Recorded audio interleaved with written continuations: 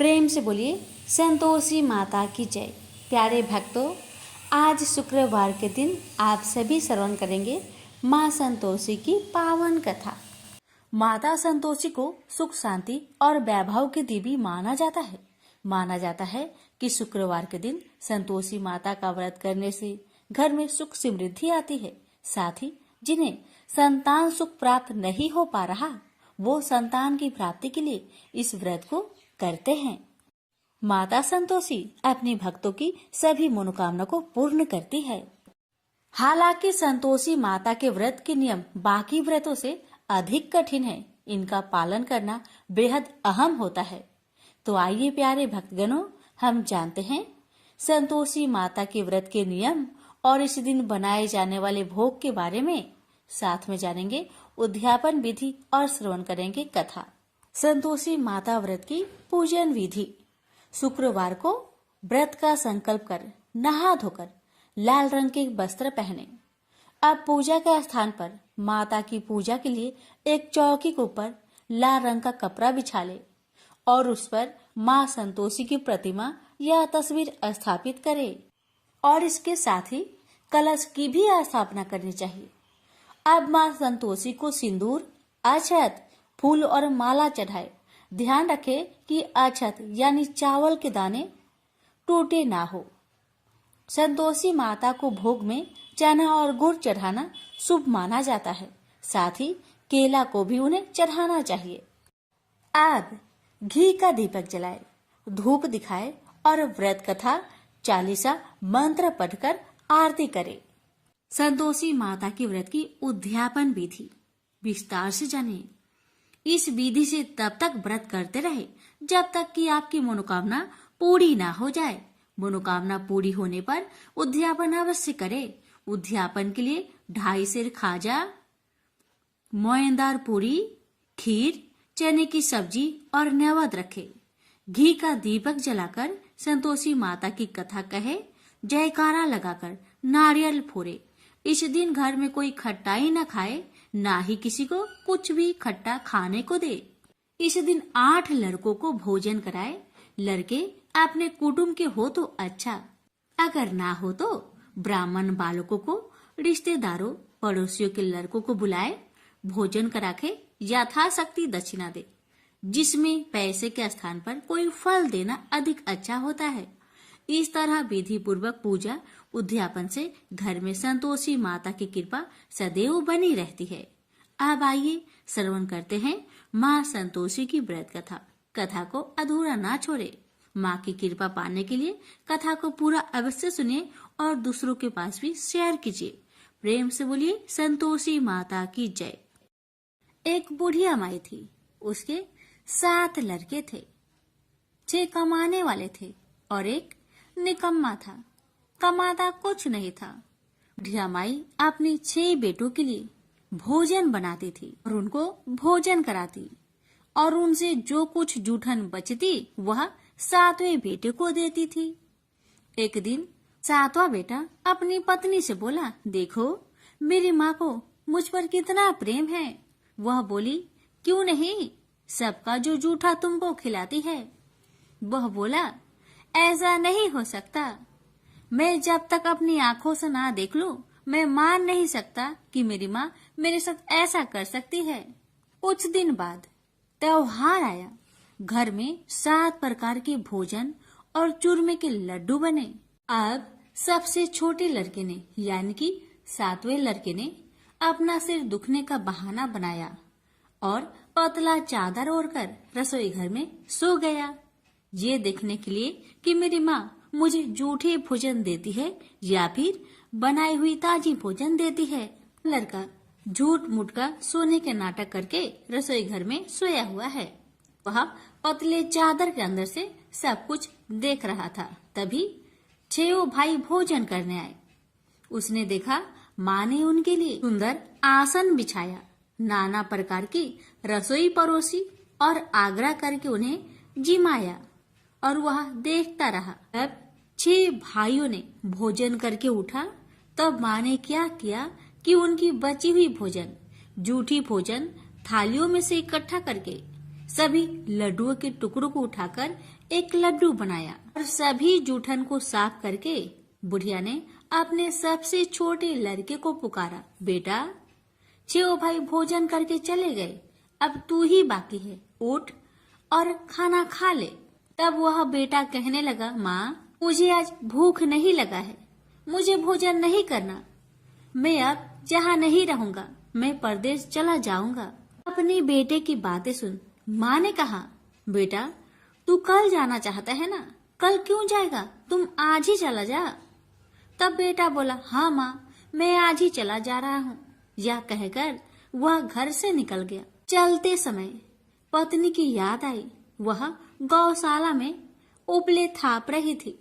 वहां जाकर वह बोला, हम जावे परदेश, आवेंगे कुछ काल, तुम रहियो संतोष से, धर्म अपनो पाल। पत्नी बोली, जाओ पिया आनंद से, हमरो सोच हटाए, राम भरोसे हम रहे, ईश्वर तुम्हें सहाय। दो निशानी आपन, देख धरो में धीर, सुधी मती हमारी, बिसारियो रखियो मन गंभीर। पति बोला, मेरे पास तो कुछ नहीं, यह अंगूठी है, सुले और अपनी कुछ निशानी मुझे भी दे। पत्नी बोली, मेरे पास क्या है, यह गोबर से भरा हाथ। यह कहकर पति की पीठ पर गोबर के हाथ की थाप मार दी। अब पति चल दिया। चलते चलते दूर देश पहुंचा। वहां एक साहूकार की दुकान थी। वहां जाकर कहने लगा, भाई मुझे नौकरी पर रख लो। साहूकार को जरूरत थी तो वह बोला, रह जाओ। लड़के ने पूछा, तनख्वाह क्या दोगे?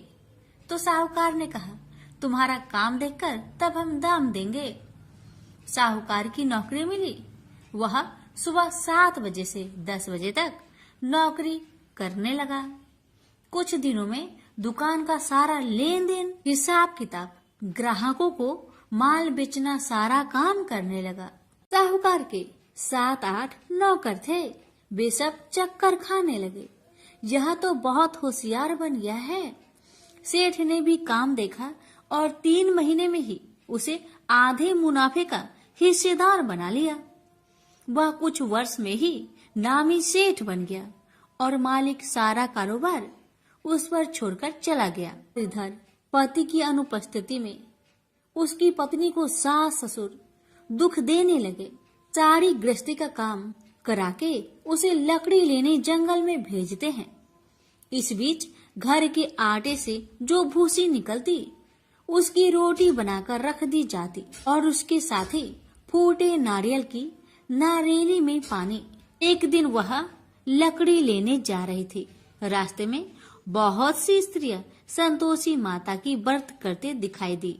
वह लड़की खड़ी होकर कथा सुनने लगी और पूछा, बहनों तुम किस देवता की व्रत करती हो और उसके करने से क्या फल मिलता है? यदि तुम इस व्रत का विधान मुझे समझाकर कहोगी तो मैं तुम्हारा बड़ा एहसान मानूंगी। तब उनमें से एक स्त्री बोली, सुनो बहन, यह संतोषी माता का व्रत है। इसके करने से निर्धनता, दरिद्रता का नाश होता है और जो कुछ मन में कामना हो सब संतोषी माता की कृपा से पूरी होती है। तब उसने उससे व्रत की विधि पूछी। वह भक्तिनी स्त्री बोली, 1.25 आने का गुड़ चना लेना, इच्छा हो तो 5.25 आने का लेना या फिर 1.25 रुपए का भी सहूलियत के अनुसार लाना। बिना परेशानी और श्रद्धा व प्रेम से जितना भी बन पड़े सवाया लेना। प्रत्येक शुक्रवार को निराहार रहकर कथा सुनना। इसके बीच कर्म टूटे नहीं, लगातार नियम पालन करते रहना। सुनने वाला कोई न मिले तो घी का दीपक जला उसके आगे या जल के पात्र के सामने रखकर कथा कहना। जब कार्य सिद्ध न हो नियम का पालन करना और कार्य सिद्ध हो जाने पर व्रत का उद्यापन करना। 3 मास में माता फल पूरा करती है। यदि किसी के ग्रह खोटे भी हो तो भी माता वर्ष भर में कार्य सिद्ध करती है। फल सिद्ध होने पर उद्यापन कर लेना चाहिए, बीच में नहीं। उद्यापन में और 2.5 सेर आटे का खाजा तथा इसी परिमाण में खीर तथा चने का साग करना। 8 लड़कों को भोजन कराना। जहाँ तक मिले देवर जेठ भाई बंधु के हो, न मिले तो रिश्तेदारों और पास पड़ोसियों को बुलाना। उन्हें भोजन करा, यथाशक्ति दक्षिणा दे, माता का नियम पूरा करना। उस दिन घर में खटाई न खाना। यह सुन बुढ़िया माई के लड़के की बहू चल दी। रास्ते में लकड़ी की बोझ को बेच दिया और उन पैसों से गुड़ चना ले माता की व्रत की तैयारी कर आगे चली और सामने मंदिर देखकर पूछने लगी, यह मंदिर किसका है? सब कहने लगे, संतोषी माता का मंदिर है। यह सुनकर माता के मंदिर में जाकर चरणों में लौटने लगी। दीन हो विनती करने लगी, माँ मैं निपट अज्ञानी हूँ, व्रत के कुछ भी नियम नहीं जानती, मैं दुखी हूँ। हे माँ जगत जननी मेरा दुख दूर कर, मैं तेरी शरण में आई हूँ। माता को दया आई। एक शुक्रवार बीता कि दूसरे को उसके पति का पत्र आया और तीसरे शुक्रवार को उसका भेजा हुआ पैसा आ पहुंचा। यह देख जेठ जेठानी मुंह सिडोकने लगी। लड़के ताने देने लगे। काकी के पास पत्र आने लगे, रुपया आने लगा। अब तो काकी की खातिर बढ़ेगी। बेचारी सरलता से कहती, भैया कागज आवे रुपया आवे, हम सब के लिए अच्छा है। ऐसा कहकर आंखों में आंसू भरकर संतोषी माता के मंदिर में आ मातेश्वरी के चरण में गिरकर रोने लगी। माँ मैंने तुमसे पैसा कब मांगा है माँ? मुझे पैसे से क्या काम है माँ? मुझे तो अपने सुहाग से काम है। मैं तो अपनी स्वामी के दर्शन मांगती हूँ माँ। तब माता ने प्रसन्न होकर कहा, जा बेटी तेरा स्वामी आएगा। यह सुनकर खुशी से बावली होकर घर जा पहुंची, अपना काम काज करने लगी। अब संतोषी माँ विचार करने लगी, इस भोली पुत्री को मैंने कह तो दिया कि तेरा पति आएगा, लेकिन कैसे? वह तो इसे सपने में भी याद नहीं करता। उसे याद दिलाने को मुझे ही जाना पड़ेगा। इस तरह माता जी उस बुढ़िया के बेटे के पास जा सपना में प्रकट हो कहने लगी, साहूकार के बेटे तुम सो रहा है या जागता है? वह कहने लगा, माता मैं सोता भी नहीं जागता भी नहीं, कहो क्या आज्ञा है? माता कहने लगी, तेरे घर बार कुछ है कि नहीं? वह बोला, मेरे पास सब कुछ है माँ। माँ बाप है, पत्नी है, क्या कमी है माँ? माँ बोली, भोले पुत्र तेरी पत्नी घोर कष्ट उठा रही है, तेरे माँ बाप उसे परेशान कर रहे हैं, वह तेरे लिए तरस रही है, तू उसकी सुधि ले। वह बोला, हाँ माता जी यह तो मालूम है, परंतु जाऊं तो कैसे? परदेश की बात है, लेन देन का कोई हिसाब नहीं है, कोई जाने का रास्ता भी नहीं आता, कैसे चला जाऊं? माँ कहने लगी, मेरी बात मान, सवेरे नहा धोकर संतोषी माता का नाम ले, घी का दीपक जला, दंडवत कर दुकान पर बैठ। देखते देखते तेरा सारा लेन देन चुक जाएगा, जमा का माल बिक जाएगा, साज होते होते धन का भारी ढेर लग जाएगा। माता की बात मानकर वह नहा धोकर संतोषी माता को दंडवत घी का दीपक जला। थोड़ी देर में देने वाले रुपए लाने लगे, लेने वाले हिसाब लेने लगे। कोठे में भरे सामान की खरीदारी नगद दाम में दे सौदा करने लगे। शाम तक धन का भारी ढेर लग गया। मन में माता का नाम ले चमत्कार देख प्रसन्न होकर घर ले जाने के वास्ते गहना कपड़ा सामान खरीदने लगा। यह काम से निपट तुरंत घर को रवाना हुआ। उधर उसकी पत्नी जंगल में लकड़ी लेने जाती है। लौटते वक्त माता जी के मंदिर में विश्राम करती है। वह तो उसके प्रतिदिन रुकने का जो स्थान ठहरा। धूल उड़ती देख वह माता से पूछती है, हे माता यह धूल कैसे उड़ रही है? माता कहती है, हे पुत्री तेरा पति आ रहा है, अब तू ऐसा कर लकड़ियों के 3 बोझ बना ले, एक नदी के किनारे रख और दूसरा मेरे मंदिर पर, वह तीसरा अपने सिर पर। तेरे पति को लकड़ियों का गट्टर देख मोह पैदा होगा, वह यहाँ रुकेगा, नाश्ता पानी खाकर माँ से मिलने जाएगा। तब तू लकड़ियों का बोझ उठाकर जाना और चौक में गट्टर डालकर जोर से आवाज देकर कहना, लो सासू जी, लकड़ियों का गट्टर लो, भूसी की रोटी दो, नारियल की खोपरे में पानी दो, आज मेहमान कौन आया है। माताजी बहुत अच्छा कहकर वह प्रसन्न मन से लकड़ियों के 3 गट्टर बनाई, एक नदी के किनारे पर और एक माताजी के मंदिर पर रखा। इतने में मुसाफिर आ पहुंचा।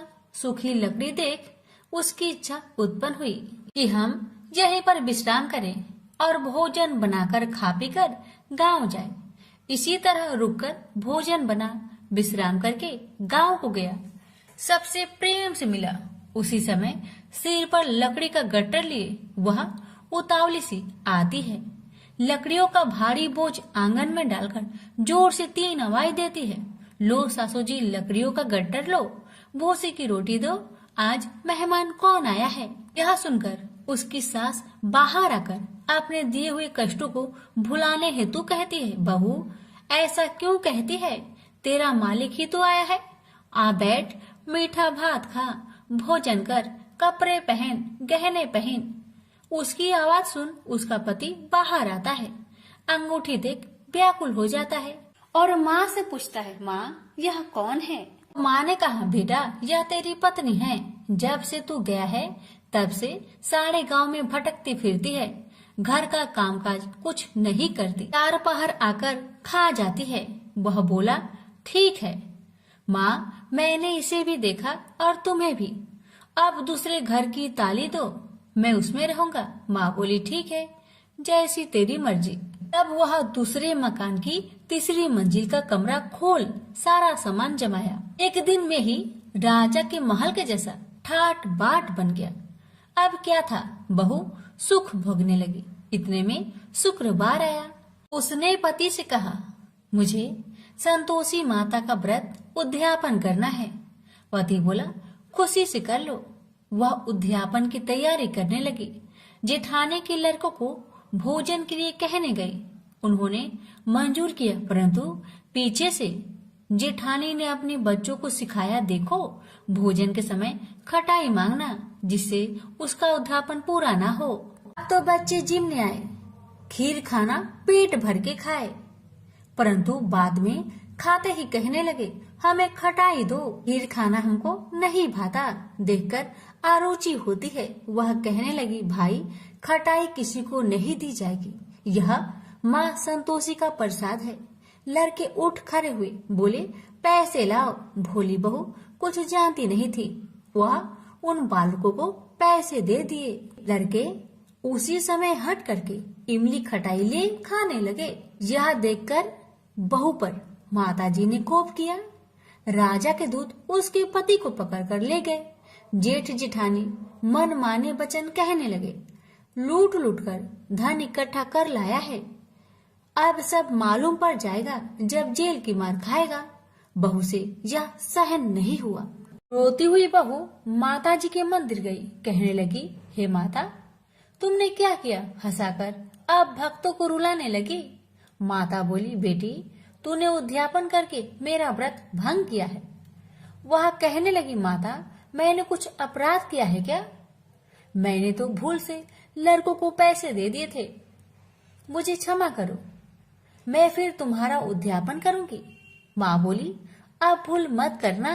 माँ कहती है, अब भूल नहीं होगी, अब बतलाओ वो कैसे आएंगे। माँ बोली, जा पुत्री, तेरा पति तुझे रास्ते में आता मिलेगा। वह निकली, राह में पति आता मिला। वही पूछी, कहाँ गए थे। वह कहने लगा, इतना धन जो जमाया है उसका टैक्स राजा ने मांगा था, वह भरने गया था। वह प्रसन्न हो बोली, भला हुआ, अब घर को चलो। कुछ दिन बाद फिर शुक्रवार आया। फिर वह बोली, मुझे माता का उद्यापन करना है। पति ने कहा, करो। पत्नी फिर जेठ के लड़कों को भोजन को कहने गई। ठानी ने 1-2 बातें सुनाई, सब लड़कों को सिखाने लगी, तुम सब लोग पहले ही खटाई मांगना। लड़के भोजन से पहले कहने लगे, हमें खीर नहीं खाना, हमारा जी बिगड़ता है, कुछ खटाई खाने को दो। वह बोली, खटाई किसी को नहीं मिलेगा, आना हो तो आओ। वह ब्राह्मण के लड़के को लाकर भोजन कराने लगी। यथाशक्ति दक्षिणा की जगह एक एक फल उन्हें दिया। संतोषी माता प्रसन्न हुई। माता की कृपा होते ही 9वें मास में उसके चंद्रमा के समान सुंदर पुत्र प्राप्त हुआ। पुत्र को पाकर प्रतिदिन माताजी के मंदिर में जाने लगी। माँ ने सोचा, यह रोज आती है, आज क्यों न आए, इसके घर चलो। यह विचार कर माता ने भयानक रूप बनाया। गुड़ चने से सना मुख, ऊपर सूर्य के समान होठ, उस पर मक्खियां भीन भीन कर रही थी। दहली पर पैर रखते ही उसकी सास चिल्लाई, देखो रे देखो, कोई चुड़ैल डाकिन चली आ रही है। लड़कों, इसे भगाओ, नहीं तो किसी को खा जाएगी। लड़के भागने लगे, चिल्लाकर खिड़की बंद करने लगे। बहू रोशनदान में देख रही थी। प्रसन्नता से पगली बन चिल्लाने लगी, आज मेरी माँ मेरे घर आई है, आज मेरी माता मेरे घर आई है। वह बच्चों को दूध पीने से हटाती थी। इतने में सास का क्रोध फट पड़ा। वह बोली, क्यों उतावली हुई है, बच्चे को पटक दिया। इतने में माँ के प्रताप से लड़के ही लड़के नजर आने लगे। वह बोली, माँ, जिसका मैं व्रत करती हूँ, यह वही संतोषी माता है। सबने माता जी के चरण पकड़ लिए और विनती कर कहने लगे, हे माता, हम मूर्ख हैं, अज्ञानी हैं, तुम्हारे व्रत की विधि हम नहीं जानते। व्रत भंग कर हमने बड़ा अपराध किया है। जग माता, आप हमारा अपराध क्षमा करो। इस प्रकार माता प्रसन्न हुई। बहू को प्रसन्न हो जैसा फल दिया, वैसा माता सबको दे। जो पढ़े उसका मनोरथ पूर्ण हो, जो सुने उसका भी मनोरथ पूर्ण हो। प्रेम से बोलिए, संतोषी माता की जय। प्यारे भक्तों, अब श्रवण करें माँ अन्नपूर्णा की व्रत कथा। एक समय की बात है। काशी निवासी धनंजय की पत्नी का नाम सुलक्षणा था। उसे अन्य सब सुख प्राप्त थे, केवल निर्धनता ही उसके दुख का एकमात्र कारण थी। यह दुख उसे हर समय सताता रहता था। एक दिन सुलक्षणा पति से बोली, स्वामी, आप कुछ उद्यम करो तो काम चले। इस प्रकार कब तक काम चलेगा?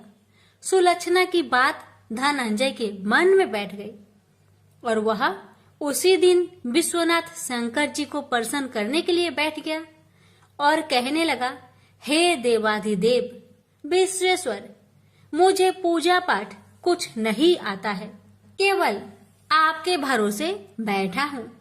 इतनी विनती करके वह 2-3 दिन भूखा प्यासा बैठा रहा। यह देखकर भगवान शंकर ने उसके कान में अन्नपूर्णा, अन्नपूर्णा, अन्नपूर्णा इस प्रकार 3 बार कहा। यह कौन क्या कह गया? इसी सोच में धनंजय पड़ गया कि मंदिर से आते ब्राह्मणों को देखकर पूछने लगा, पंडित जी, अन्नपूर्णा कौन है? ब्राह्मणों ने कहा, तू अन्न छोड़कर बैठा है, सो तुझे अन्न की बात सूझती है, जा घर जाकर अन्न ग्रहण कर। धनंजय घर गया, स्त्री से सारी बात कही। वह बोली, नाथ, चिंता मत करो, स्वयं शंकर जी ने यह मंत्र दिया है, वे स्वयं ही खुलासा करेंगे, आप फिर जाकर उनकी आराधना करो। धनंजय फिर जैसा कि तैसा पूजा में बैठ गया। रात्रि में शंकर जी ने आज्ञा दी और कहा, तू पूर्व दिशा में चला जा, वहां अन्नपूर्णा का नाम जपता जाता और रास्ते में फल खाता, झरनों का पानी पीता जाता। इस प्रकार कितने ही दिनों तक चलता गया। वहां उसे चांदी सी चमकती वन की शोभा देखने में आई। सुंदर सरोवर देखने में या उनके किनारे कितनी ही अप्सराएं झुंड बनाए बैठी थी। एक कथा सुनाती और सब मिलकर माँ अन्नपूर्णा इस प्रकार बार बार कहती थी। यह अगहन मास की उजेली रात्रि थी। और आज से ही व्रत का प्रारंभ था। जिस शब्द की खोज करने वह निकला था वह उसे वहां सुनने को मिला। धनंजय ने उसके पास जाकर पूछा, हे देवियों, आप यहाँ क्या करती हो? उन सब ने कहा, हम माँ अन्नपूर्णा का व्रत करती हैं। धनंजय ने पूछा, व्रत पूजा करने से क्या होता है? यह किसी ने किया भी है? इसे कब किया जाए? कैसा व्रत है और कैसी विधि है? मुझसे भी विस्तार से बताओ। वे कहने लगी, इस व्रत को सब कोई कर सकते हैं। 21 दिन तक के लिए 21 गांठ का सूत लेना चाहिए। 21 दिन यानी न बने तो एक दिन उपवास करे, या भी ना बने तो केवल कथा सुनकर प्रसाद ले। निराहार रहकर कथा कहे, कथा सुनने वाला कोई न मिले तो पीपल के पत्तों को रख, सोपारी या घृत कुमारी वृक्ष को सामने कर, दीपक को साक्षी कर, सूर्य, गाय, तुलसी या महादेव को बिना कथा सुनाए मुख में दाना न डाले। यदि भूल से कुछ पड़ जाए तो एक दिवस फिर उपवास करे। व्रत के दिन क्रोध न करे और झूठ ना बोले। धनंजय बोला, इस व्रत के करने से क्या होगा? वे कहने लगी, इसके करने से अंधों को नेत्र मिले, लुल्लू को हाथ मिले, निर्धन के घर धन आए, बाझिन को संतान मिले, मूर्ख को विद्या आए। जो जिस कामना से व्रत करे माँ उसकी इच्छा पूरी करती है। वह कहने लगा, बहनों, मेरे पास भी धन नहीं है, विद्या नहीं है, कुछ भी तो नहीं है। मैं तो दुखिया ब्राह्मण हूँ। मुझे इस व्रत का सूत दोगी? हाँ भाई, तेरा कल्याण हो, हम तुम्हें अवश्य देंगे। ले, इस व्रत का मंगल सूत्र ले। धनंजय ने व्रत किया। व्रत पूरा हुआ। तभी सरोवर में से 21 खंड की स्वर्ण सीढ़ी हीरा मोती जड़ी हुई प्रकट हुई। धनंजय अन्नपूर्णा अन्नपूर्णा कहता जाता था। इस प्रकार कितनी ही सीढ़ियां उतर गया तो क्या देखता है कि करोड़ों सूर्य से प्रकाशमान अन्नपूर्णा का मंदिर है। उसके सामने स्वर्ण सिंहासन पर माता अन्नपूर्णा विराजमान है। सामने भिक्षा हेतु शंकर भगवान खड़े हैं। देवांगनाएं चवर डुलाती है। कितनी ही हथियार बांधे पहरा देती है। धनंजय दौड़कर जगदम्बा के चरणों में गिर गया। देवी उसके मन का कलेश जान गई। धनंजय कहने लगा, माता, आप तो अंतर्यामी हो, आपको अपनी दशा क्या बताऊं? माता बोली, मेरा व्रत किया है, जा, संसार तेरा सत्कार करेगा। माता ने धनंजय की जिह्वा पर बीज मंत्र लिख दिया। अब तो उसके रोम रोम में विद्या प्रकट हो गई। इतने में क्या देखता है कि वह काशी विश्वनाथ के मंदिर में खड़ा है। माँ का वरदान ले धनंजय घर आया। सुलक्षणा से सब बात कही। माता जी की कृपा से उसके घर में संपत्ति उमड़ने लगी। छोटा सा घर बहुत बड़ा गिना जाने लगा। जैसे शहद के छत्तों में मक्खियां जमा होती है, उसी प्रकार अनेक सगे संबंधी आकर उसकी बड़ाई करने लगे।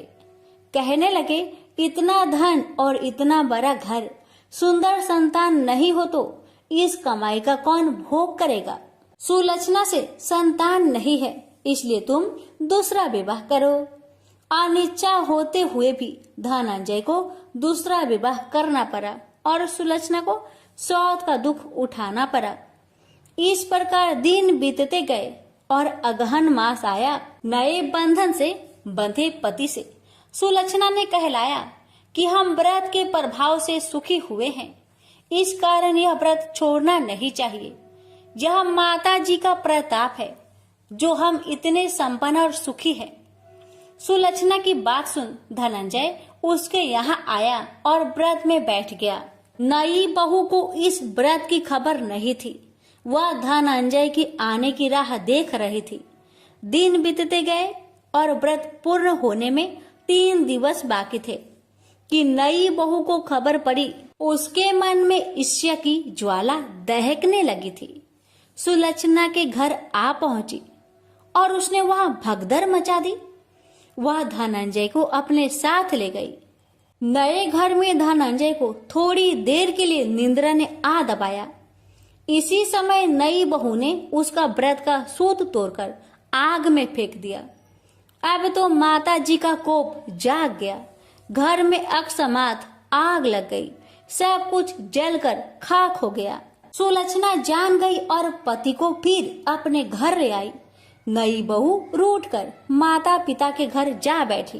पति को परमेश्वर मानने वाली सुलक्षणा बोली, नाथ घबराना नहीं, माता जी की कृपा अलौकिक है।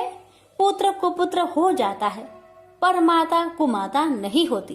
अब आप श्रद्धा और भक्ति से आराधना शुरू करो, वे जरूर हमारा कल्याण करेगी। धनंजय फिर माता के पीछे पड़ गया। फिर वही सरोवर सीढ़ी प्रकट हुई। उसमें माँ अन्नपूर्णा कहकर वह उतर गया। वहां जा माता जी के चरणों में रुदन करने लगा। माता प्रसन्न होकर बोली, यह मेरी स्वर्ण की मूर्ति ले, उसकी पूजा करना, तू फिर सुखी हो जाएगा। जा, तुझे मेरा आशीर्वाद है। तेरी स्त्री सुलक्षणा ने श्रद्धा से मेरा व्रत किया है, उसे मैंने पुत्र दिया है। धनंजय ने आंखें खोली तो खुद को काशी विश्वनाथ के मंदिर में खड़ा पाया।